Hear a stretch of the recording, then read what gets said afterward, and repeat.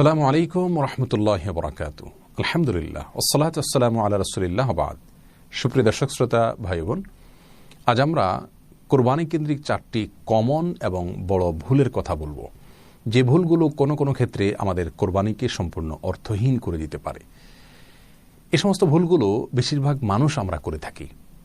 তার মধ্যে থেকে প্রথম ভুলটি হলো, কোরবানি করার ক্ষেত্রে অনেকের অসৎ উদ্দেশ্য থাকে।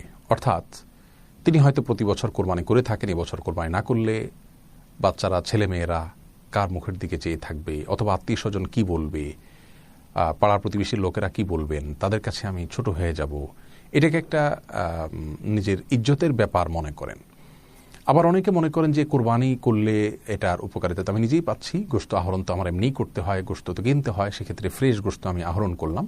এই সমস্ত উদ্দেশ্য যদি থাকে কোরবানি করার পেছনে, তাহলে সেক্ষেত্রে সেই কোরবানি করা আর না করাতে কোনো পার্থক্য থাকবে না, বরং সেটি শিরকে আসগারে পরিণত হতে পারে।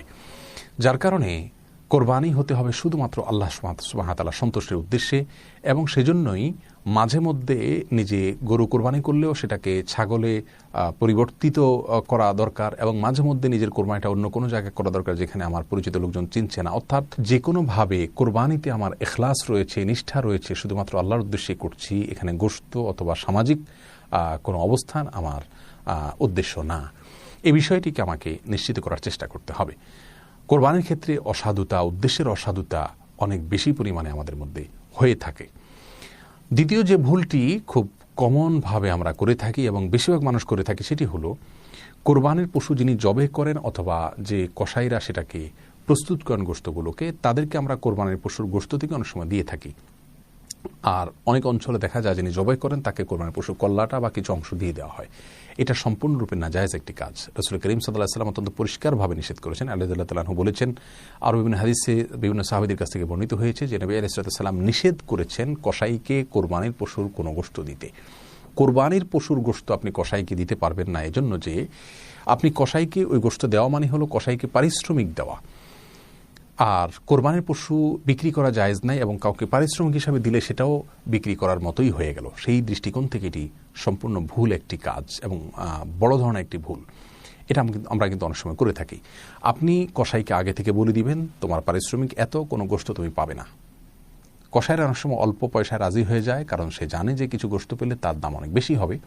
তো সেজন্য আগে থেকে তাদেরকে নিশ্চিত করতে হবে। তবে হ্যাঁ, তারা যদি অভাবী মানুষ হন, গরিব মানুষ হন, তাহলে সেক্ষেত্রে অন্য 10 জন গরিবকে যেরকম দিচ্ছেন সেরকম পরিমাণ তাদেরকেও আপনি দিতে পারেন, কোনো অসুবিধা নেই। অতএব কসাইকে বা জবাই যারা করছেন তাদেরকে বা কাজের লোকদেরকে কোনোভাবে পারিশ্রমিক হিসাবে যাচ্ছে এরকম গোশত বা পশুর কোনো কিছুই তাদেরকে দিতে পারবেন না। 4 নম্বর যে ভুলটি আমরা প্রায় 100%, হাতে গোনা হয়তো কিছু মানুষ বাদ যাবে, তারা বাদে বেশিরভাগ মানুষ আমরা যে ভুলটি করছি তা হলো কোরবানির পশু জবে করার পর তার বর্জ্য, রক্ত এগুলো আমরা যত্রতত্র ফেলে দিচ্ছি অথবা ভালো করে পরিষ্কার করছি না। এর ফলে কিন্তু আমরা বড় ধরনের একটি গুনাহ করছি। আমরা জানি রাস্তা থেকে কষ্টদায়ক কোনো কিছু সরানো ঈমানের অঙ্গ। তাহলে রাস্তায়, পথে বা আশেপাশে মানুষের লোকালয়ে, মানুষের বসবাসের এলাকাতে যদি আমি কোনো কিছু ফেলি যেটার ফলে মানুষের চলাচলে বিঘ্ন সৃষ্টি হয়, মানুষ কষ্ট পায়, তাহলে সেটি নিঃসন্দেহে খুবই বড় ধরনের ভুল হবে এবং অন্যায় কাজ হবে।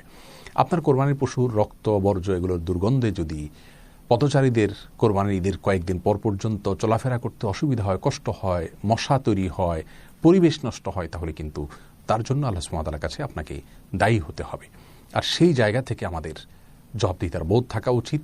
আমাদের পশুর কোনো বর্জ্য, কোনো রক্ত অথবা অবাঞ্ছিত কোনো অংশ আমরা যত্রতত্র ফেলবো না। এটাকে সম্পূর্ণরূপে মাটির নিচে দাফন করা এবং মানুষের যাতে কষ্টের কোনো প্রকার কারণ না হয় সেই দিকটা খেয়াল করা আমাদের প্রত্যেকের দায়িত্ব এবং কর্তব্য। আল্লাহ সুবহানাহু ওয়া তাআলা আমাদের সকলকে শুদ্ধতম উপায়ে সঠিকভাবে কোরবানির আমলটিকে সম্পাদন করার তৌফিক দান করুন।